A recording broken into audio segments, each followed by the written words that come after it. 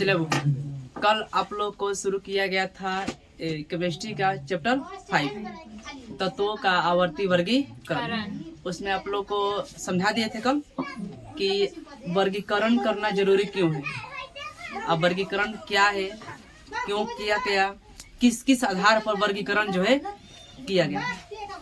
तो एक लाइन में शॉर्ट में समझिए, आप लोग फिर से रिवीजन करवाते हैं कि वर्गीकरण करना इसलिए जरूरी था तत्वों को, क्योंकि तत्व का जो है गुण, सब तत्वों का गुण क्या था, अलग अलग। कुछ ऐसे तत्व थे जिनका गुण आपस में जो है मैच करता था।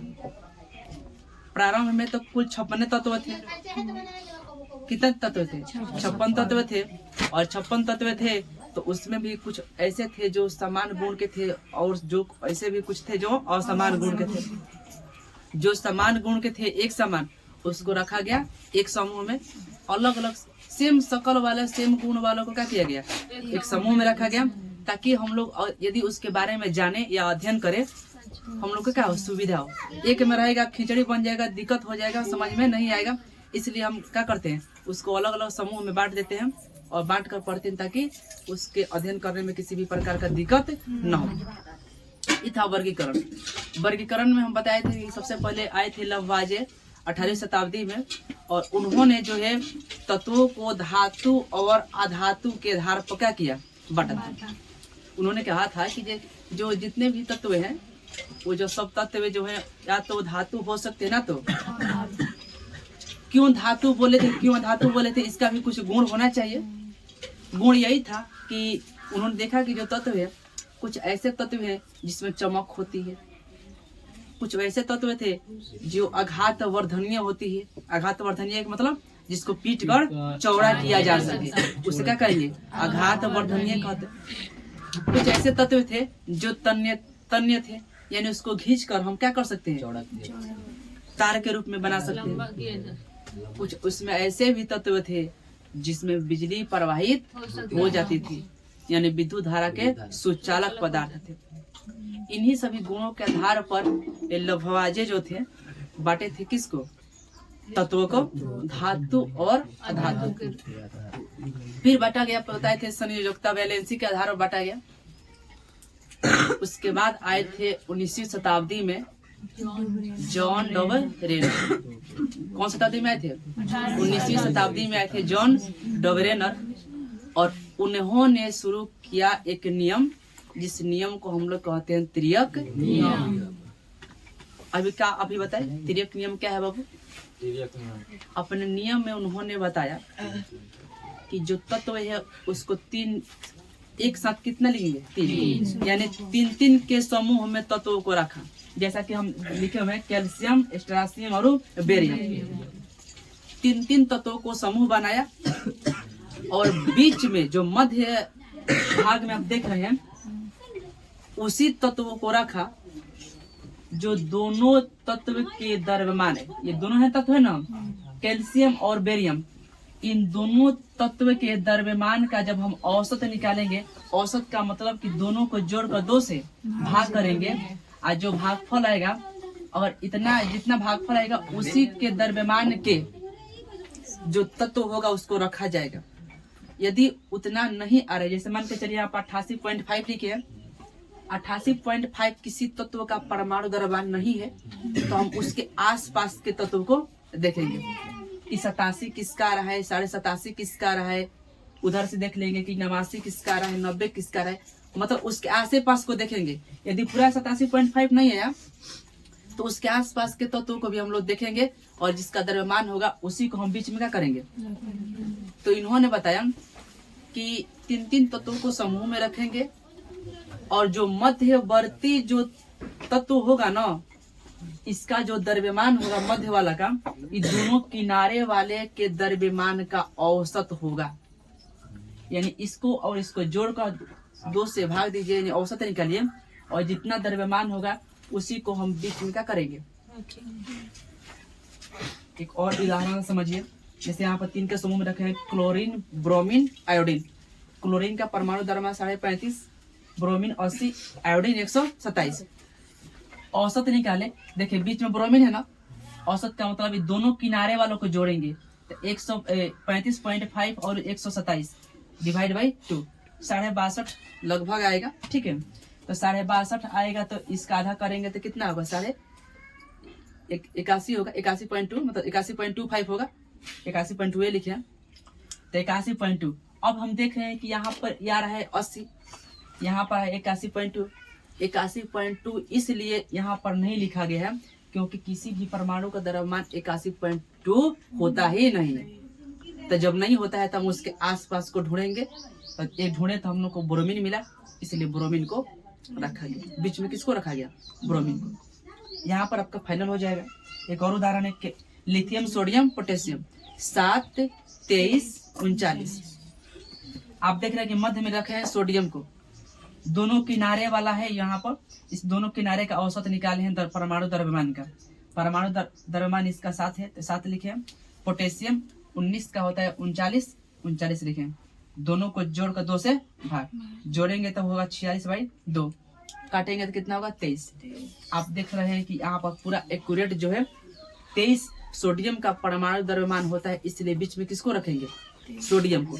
मान के चलिए कि अगर यहाँ पर 23 ना आकर 22.5 आता तब पहले जो होते किसका 22.5 परमाणु द्रव्यमान है और होता तो हम यहाँ पर उसी को बैठाते, लेकिन नहीं होता तो 23 है तो हम 23 को बैठे। बस समझ रहे हैं।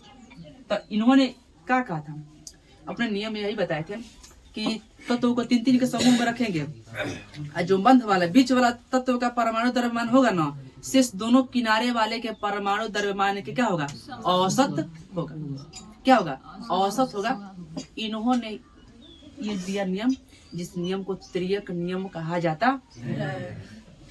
लेकिन इनका जो नियम है यह गलत साबित हो गया। गलत साबित इसलिए हुआ क्योंकि यह नियम पूरे तत्वों पर लागू नहीं हो सका। पूरे तत्वों पर लागू नहीं हो सका, जो इनका सबसे बड़ा दोष निकला। जब नियम बनाए तो सब तत्वों पर लागू होना चाहिए, लेकिन सब तत्वों पर क्या हुआ, लागू नहीं हुआ। इसलिए आगे भी प्रयास क्या हुआ, जारी रहा। और आते हैं आगे चलकर 1865-66 में न्यूलैंडस, जॉन न्यूलैंडस साहब आते हैं। इनके बाद फर्स्ट पर आए थे हमारे कौन, फर्स्ट यही है, इन्हीं का है। हाँ, फर्स्ट में इन्हीं का है। फिर इससे प्रेरित होकर आए थे कौन, वो न्यूलैंडस जी आए थे। फाटो धरती,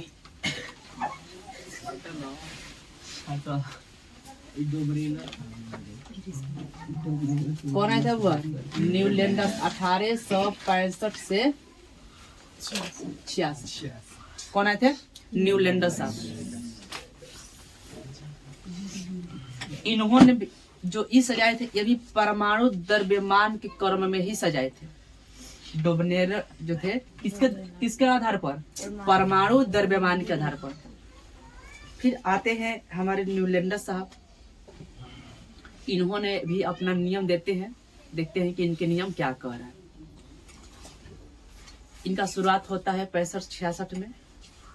इन्होंने भी परमाणु द्रव्यमान के क्रम में तत्वों को सजाते हैं और सजाकर एक नियम बनाते हैं, जिस नियम को अष्टक नियम कहा जाता है।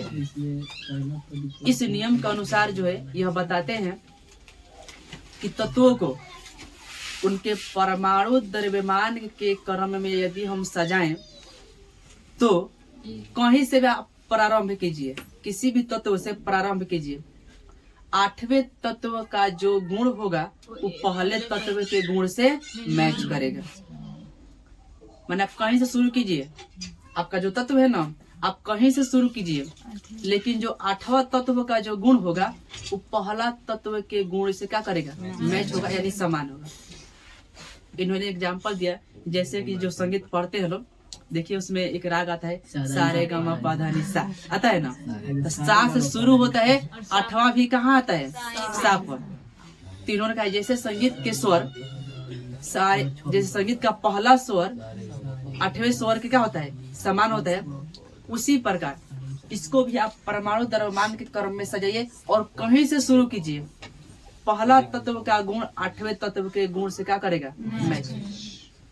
जैसे मान के चलिए कि हम शुरू करते हैं 10 से, 8वां तत्व कौन होगा? नियॉन से शुरू करेंगे, 8वां तत्व कौन होगा? आर्गन हो जाएगा। तो आर्गन हमारा क्या होगा? आर्गन और नियॉन का जो है मैच करेगा। क्या करेगा? मैच करेगा आपस में गुण। हीलियम से शुरू करते हैं तो 8वां तत्व कौन आएगा? नियॉन आएगा। ये दोनों आपस में क्या करेगा? मैच करेगा। लेकिन यह एक गलती कर दी है अपने नियम में। गलती ये की है कि इनके समय तक कुल तत्व थे 56 और इनका यह भूल साबित हुआ। यह समझे कि आगे चलकर कोई भी तत्व का खोज नहीं होगा, जो कि इनका क्या हुआ? सोच क्या हो गया? गलत हुआ और आगे चल के बहुत सारे तत्वों का क्या हुआ? खोज हुआ। तो पूछा जाएगा, ऑब्जेक्टिव पूछेगा, बाबू ऑब्जेक्टिव पूछेगा कि बताइए कि न्यूलैंडस के समय तक कुल तत्वों की संख्या कितनी थी? 56। ये अनुमान इनका ये लगा ही नहीं थी कि आगे भी तत्वों का खोज होगा। लेकिन आगे तत्व का खोज हुआ ना, इनका ये सोच क्या हो गया? गलत हो गया। और तो जितना तत्व था उतना ही यह व्यवस्था किए थे 56 तक। दूसरा इनका ये गलत हो गया कि जो ये अपना नियम दिए थे इस सभी तत्वों पर लागू नहीं हुआ।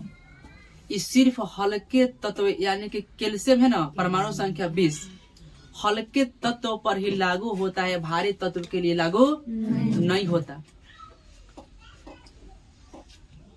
हो गया इनका यही, इनका एक बड़ा दोष निकला न्यूलैंडस का। आता है न्यूलैंडस के नियम का दोष क्या है? तो इम्पोर्टेंट है 2 को।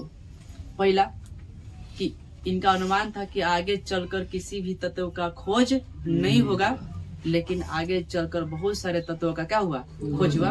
अर्थात यहाँ वर्तमान में हमारे जो 118 प्लस हो गया है, ठीक है, 118 प्लस हो गया है तत्वों का खोज। इनका अनुमान गलत हो गया। दूसरा ये नहीं सोचे थे कि ये जो तत्व है हल्के तत्व के ही लागू होगा, भारी तत्व के लागू नहीं होगा। कैल्शियम तक ही यह मैच करता है, उसके बाद यह मैच नहीं करता है। इस प्रकार इनका नियम कुछ हद तक मान्य रही, क्योंकि लेकिन पूरा सक्सेस नहीं हुआ। जब सक्सेस नहीं हुआ तो आगे भी प्रयास जारी रहा। क्या रहा? आगे भी प्रयास जारी रहा। और प्रयास जारी रहने के दौरान इससे जस्ट 66 का बात है, 69 में जब महात्मा गांधी जी का जन्म होता है, उसी समय एक और जो है एक और वैज्ञानिक यहाँ पर तथास्तु करते हुए पहुंचते हैं, जिनका नाम था मेंडलीव। क्या नाम था? मेंडलीव। पूरा नाम